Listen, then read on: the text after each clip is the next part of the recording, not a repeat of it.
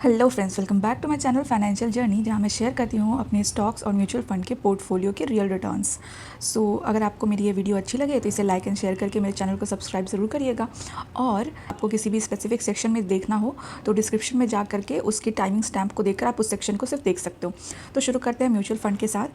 तो इतने सारे टाइम के बाद, इतना ऊपर नीचे होने के बाद जो मेरा पोर्टफोलियो का रिटर्न बचा है वो है 10.19% एंड इन्वेस्टेड वैल्यू हो चुकी है 1,38,800 रुपीज़ की। पोर्टफोलियो की XIRR वैल्यू जो है 4.62% है एंड जो करंट वैल्यू है पोर्टफोलियो की वो हो चुकी है 1,52,937 रुपीज़। SIP मैंने एक भी नहीं रोकी है, सारे SIPs एज़ यूजुअल चल रहे हैं।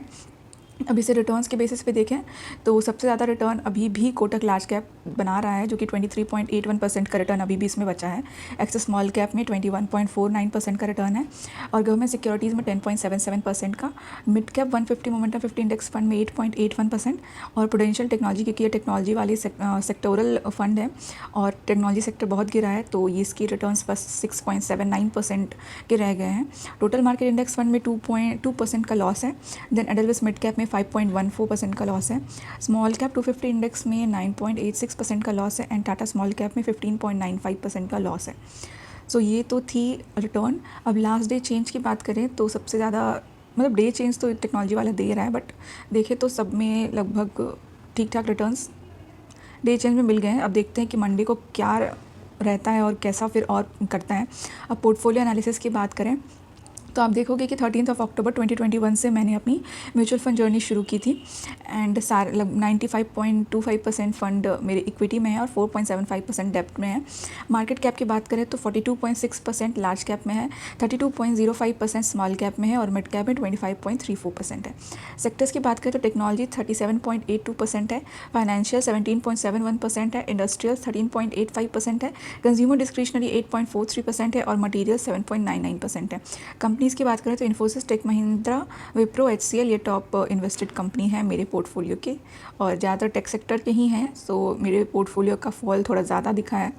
अब बात करें स्टॉक्स की तो स्टॉक्स में जो इन्वेस्टेड वैल्यू है वो है 6,91,032 रुपीज़ का और जो इसमें लॉस लग रहा है वो 8.88% का है।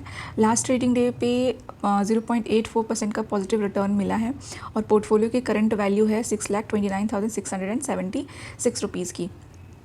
इसमें मैंने एक शेयर था वो मैंने सेल कर दिया है, ज़्यादा नहीं, 300 का कुछ प्रॉफिट चल रहा था, 8% का प्रॉफिट था और उसे मैंने सेल किया है। रिटर्न्स के बेसिस पे अगर देखें तो NTPC में 18.64% का रिटर्न मिल रहा है। इसको मैं 20% के प्रॉफिट आने तक चांसेस है कि मैं इसे सेल कर दूँगी। रिलायंस इंडस्ट्रीज़ में 1.12% का लॉस है। पावर ग्रिड में अब 4.34% का लॉस रह गया है।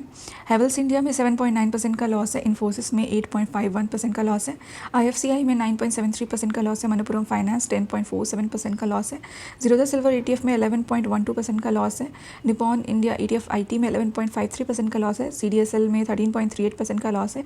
ITC में 18.09% का लॉस है और बजाज हाउसिंग फाइनेंस में 29.96% का लॉस है। अब पोर्टफोलियो एनालिसिस की बात करें तो आप देखो कि इसमें मैंने इन्वेस्टमेंट शुरू की थी 3 मई 2021 से और अभी जो पोर्टफोलियो की XIRR वैल्यू है वो 8.28% है और जो निफ्टी की जो XIRR वैल्यू है जब से मैंने इन्वेस्ट किया तब से तो वो 8.76% है और इस हिसाब से निफ्टी 50 मेरे पोर्टफोलियो को 0.48% से बीट कर रहा है।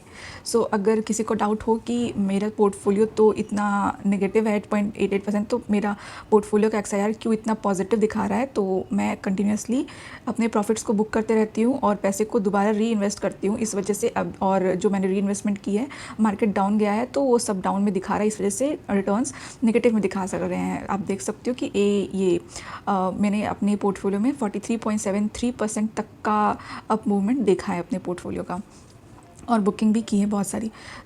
ये सब थी मेरी पोर्टफोलियो। इस मिलते हैं ऐसे और वीडियो के साथ। Bye bye, take care and stay invested.